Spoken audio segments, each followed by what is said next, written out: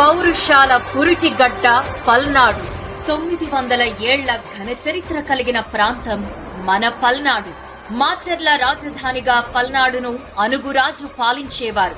పెద్ద భార్య కుమారుడైన మలిదేవుడు, చిన్న భార్య కుమారుడైన నలగామరాజు మధ్య రాజ్యాధికారం కోసం ఘర్షణ చెలరేగింది. దీంతో వీరు రాజ్యాన్ని పంచుకుని మాచర్ల రాజధానిగా మలిదేవుడు, గురజాల రాజధానిగా నలగామరాజు పరిపాలన కొనసాగించారు. నలగాముడి మంత్రిగా నాయకురాలు నాగమ్మ మరియు మలిదేవుడి మంత్రిగా పల్నాటి బ్రహ్మనాయుడు నియమితులయ్యారు. కారంపూడిలో బ్రహ్మనాయుడు నాగమ్మ యుద్ధం ఒక చారిత్రాత్మక ఘట్టం.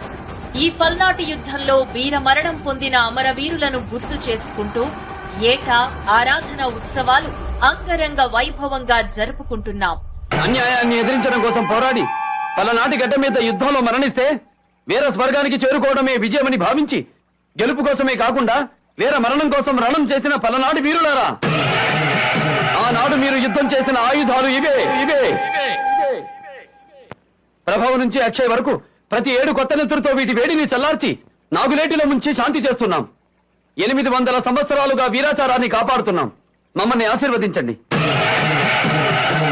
జై చెన్నకేశవ.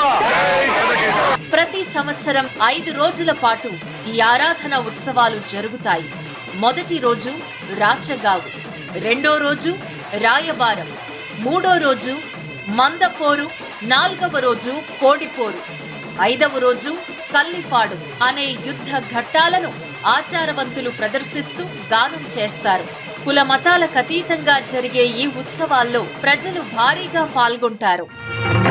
సుఖములు పండురా పలనాడు వెలలేని మాగాడిరా, పలనాడు వెలలేని మాగాడిరా.